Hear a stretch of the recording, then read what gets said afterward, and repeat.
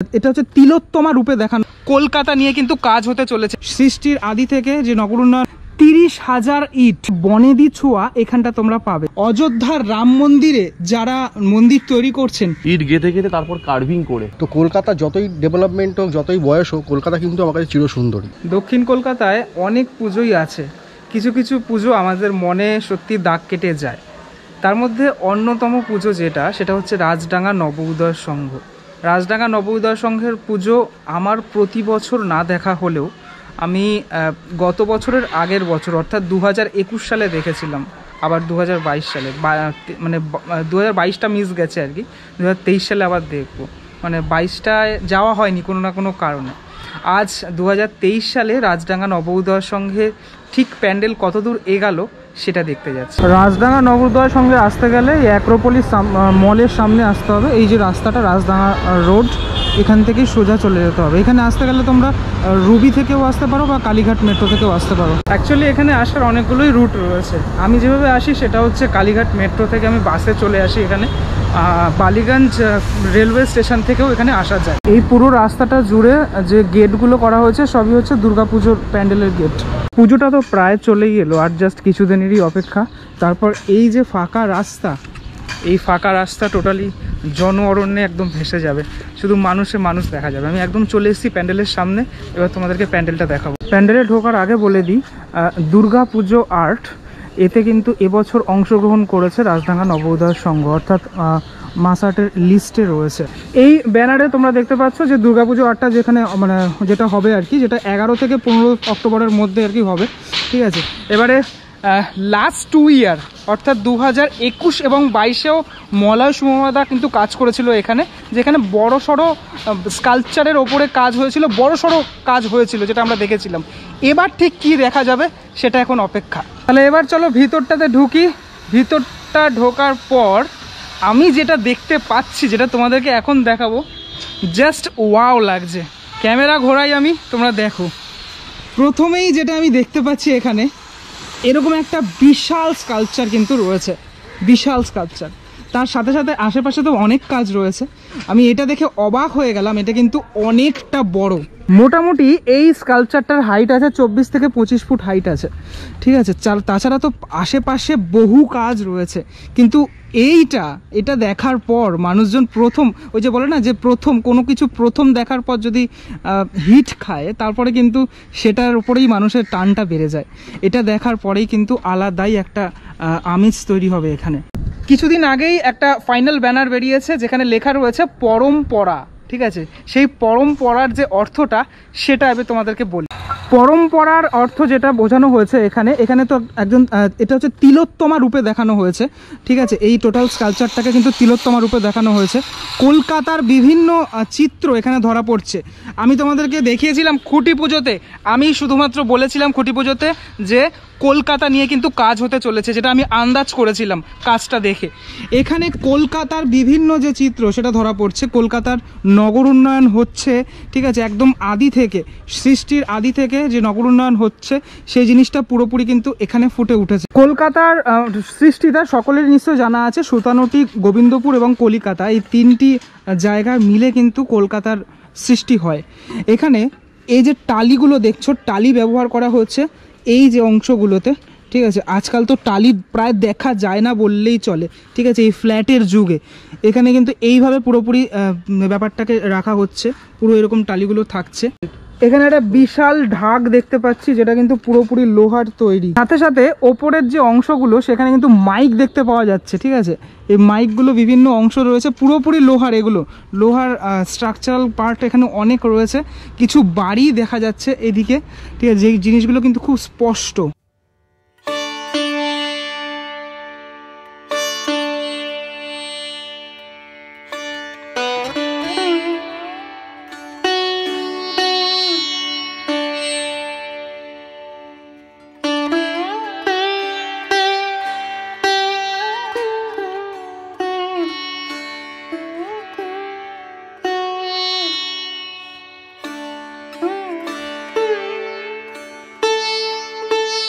এই সাইডটা তো তোমরা দেখলে, এবার দেখা হচ্ছে এই সাইডটা, মানে যেখান থেকে দর্শনার্থী প্রবেশ করবেন।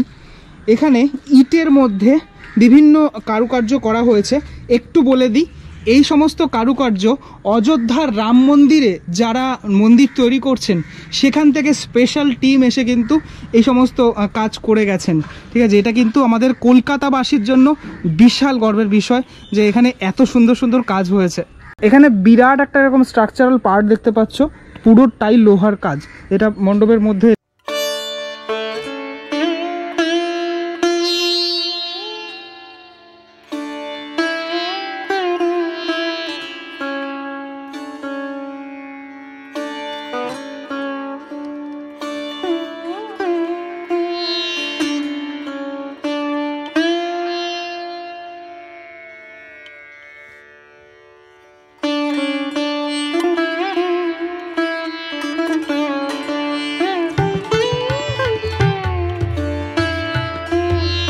নিয়ে কাজ হয়েছে। কোনো জায়গায় আমি ফাঁক দেখতে পাচ্ছি না, সমস্ত জায়গাতেই কিছু না কিছু কাজ রয়েছে। এই জায়গাটাতে বা চলে এসেছি, মানে প্যান্ডেলের এই অংশটাতে। এখানেও কিন্তু বিভিন্ন রকমের যে বাড়ি, কলকাতার উত্তর এবং দক্ষিণ কলকাতার বিভিন্ন যে বাড়ি, সেই বাড়িগুলো আমি দেখতে পাচ্ছি, যেগুলো ভীষণ সুন্দর করে এখানে তৈরি করা হয়েছে। যেখানে পুরো লাইটটা পড়লে কিন্তু আরও বেশি ভালো লাগবে রাত্রিবেলাতে। এই জায়গাটাতে থাকছে একটা ঢালাই মেশিন, কারণ ঢালাই মেশিনের যে জীবন্ত প্রাণ, অর্থাৎ ঢালাই মেশিন ছাড়া কিন্তু এই টোটাল নগর উন্নয়ন সম্ভব নয়, সেটারও যে প্রাণ আছে সেটাকে এখানে বোঝানোর চেষ্টা করা হবে এই জায়গাটাতে।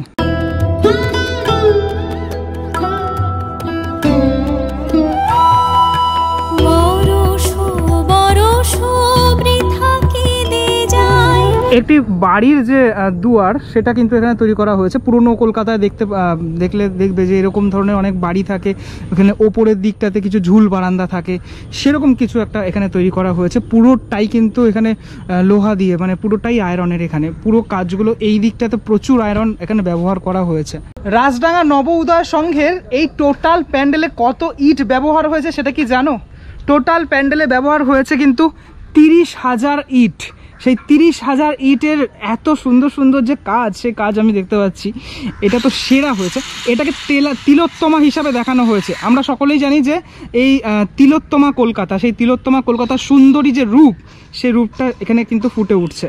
সুন্দরী তিলোত্তমার হাতে কিন্তু রয়েছে একটি ঘট, মানে পুজোর সময় কিন্তু আমরা ঘট ব্যবহার করি।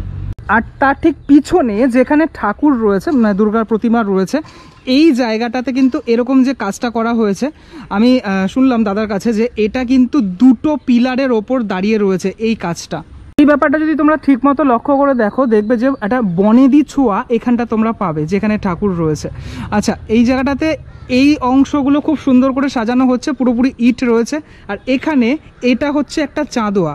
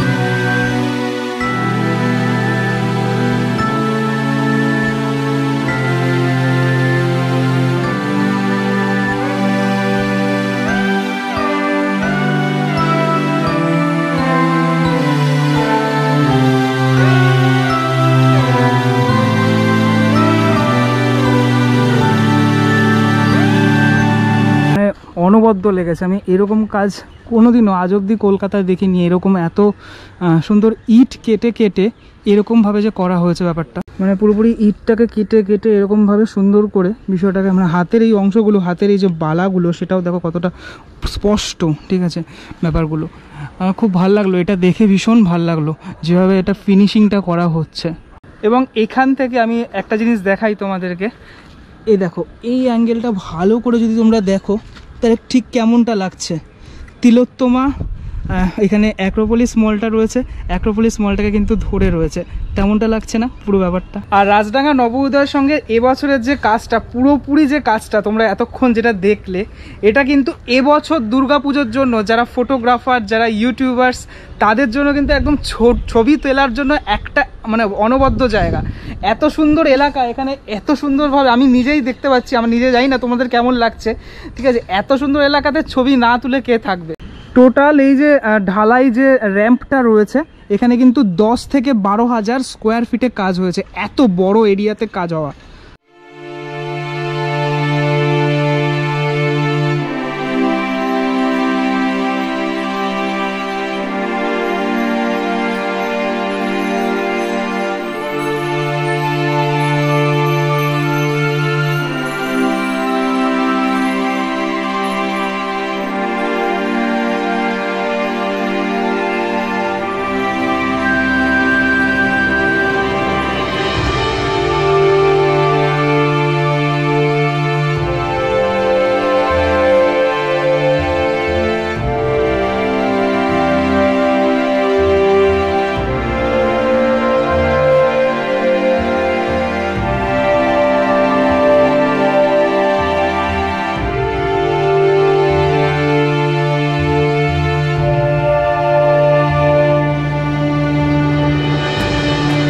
হাওড়া ব্রিজও যে থাকবে, হাওড়া ব্রিজটা কীভাবে রেডি হচ্ছে তোমাদেরকে দেখাই। দেখো এই হচ্ছে হাওড়া ব্রিজ, ঠিক আছে? পুরো হাওড়া ব্রিজটা কত সুন্দর লাগছে দেখতে পাচ্ছ। এটার মধ্যে তো লাইটিংটা থাকবেই, যখন দেখতে রাত্রিবেলা কিন্তু অসাধারণ লাগবে পুরোটা। শিল্পী তো কাজ করছিলেন, দেখতেই পাচ্ছ 2 শিল্পী একসাথে আসছে এখন, ঠিক আছে? পুরোপুরি এত যে সুন্দর কাজ হচ্ছে, সেই কাজটাই এবারে আমি জানতে চাইবো, দুজনের কাছ থেকে জানতে পারবো। খুঁটি পুজোর পর কিন্তু দেখা হচ্ছে এতদিন পর, ঠিক আছে? একটু কাছাকাছি চলে আসো মলাদা। যেটা প্রথমে আমি জানতে যাবো সুমদার কাছ থেকে, টোটাল কতটা সময় লাগলো? 30,000 ইট মানে খরচা করতে বেশ ভালোই সময় লেগেছে। সেই তোমার সাথে দেখা হলো খুঁটি পুজো, মানে সম্ভবত মে মাসের শেষের দিকে। তারপর থেকে একটা অক্লান্ত পরিশ্রম, এবং মানে কলকাতাতে মানে যখন কনস্ট্রাকশনের কোনো মিস্ত্রিরা কাজ করে তাদেরকে বলা হয় রাজমিস্ত্রি। মানে সত্যি যে তার মানে রাজমিস্ত্রি নাম হয়েছে, তারা রাজার বাড়ি তৈরি করতে বলে। এবং এই যে মাতৃগৃহ, এইটা এই রাজমিস্ত্রিদেরই সৃষ্টি। মানে আমার এখানে প্রচুর রাজমিস্ত্রি কাজ করেছে, এবং এদের যে সুন্দর শিল্পকলা, ঠিক আছে, সেই শিল্পকলা এই মণ্ডপে ফুটে উঠেছে।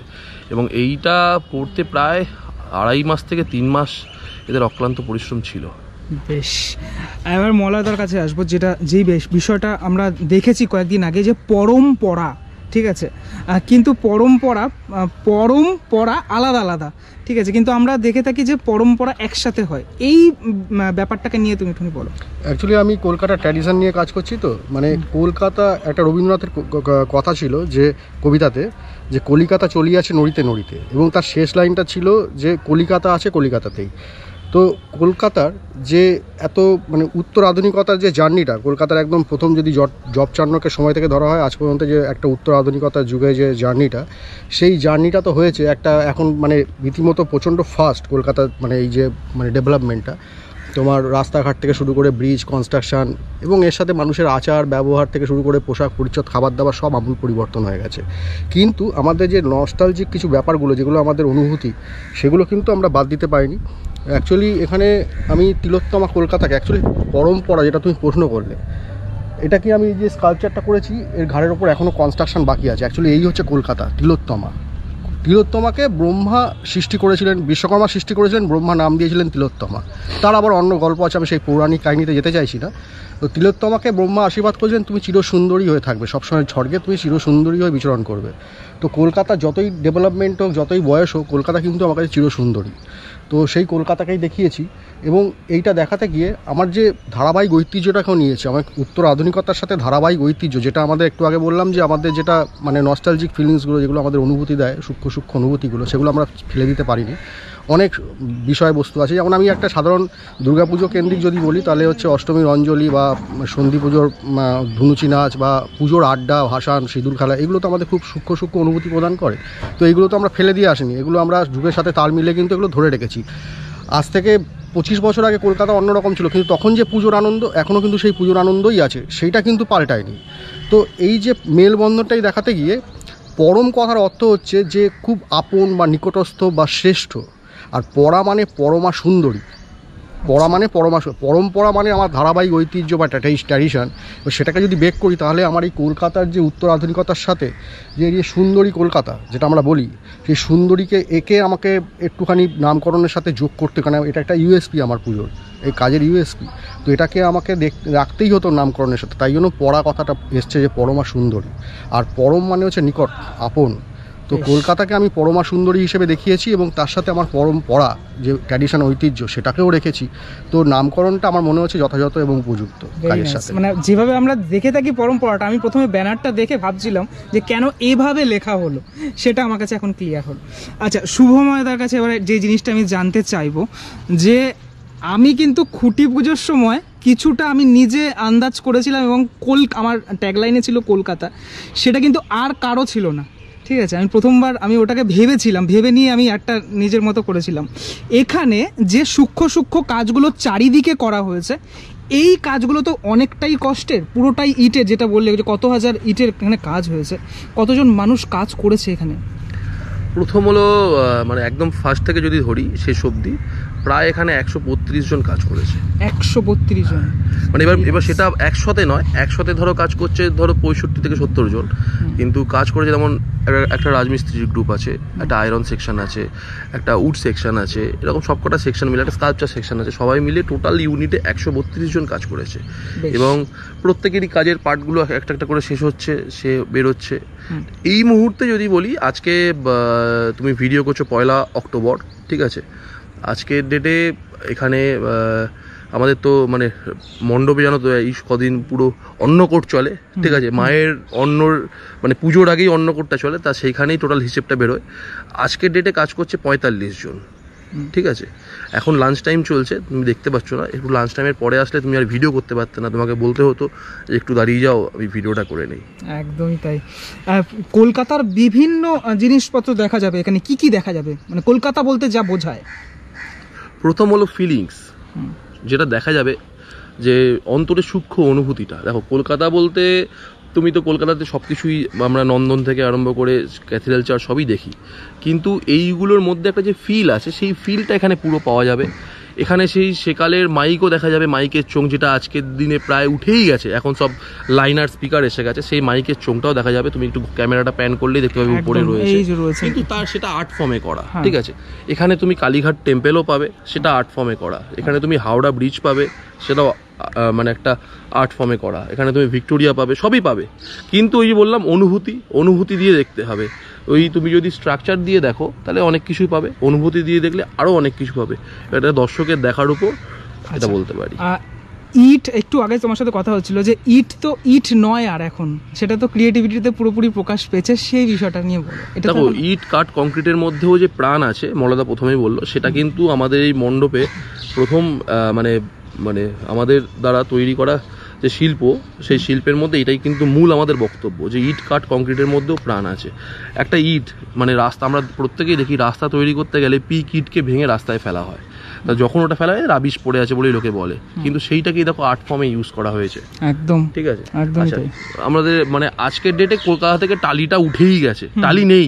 আগে টালির বাড়ি খুঁজে পাওয়া যেত, সেই টালিটাকেও আমরা ইউজ করছি, সেটাও আর্ট ফর্মে। ইট তো আছে, ইটের আর্ট ফর্ম তো তুমি দেখাতেই পারবে তোমার দর্শকদেরকে। সেই ইটটার মধ্যে পুরো কার্ভিং হয়েছে, ঠিক আছে। প্রায় মানে 15 থেকে 16 জন ইট কার্ভিং করেছেন, এবং তাদের অক্লান্ত পরিশ্রমে আজকে মানে এই ইটগুলো একটা মানে শিল্প চেতনার একটা মানে দৃষ্টান্ত হয়ে দাঁড়িয়েছে। এবং দর্শক যখন আসবেন সেই দর্শককে আর ওই ইটের মধ্যে হাত দিতে হবে না, ডিসপ্লে করা হবে সেই ইটটা, মানে একটা স্ট্যান্ডে ডিসপ্লে করা হবে যে তারা বুঝে যাবে যে ডিজাইনগুলো ইটে হয়েছে।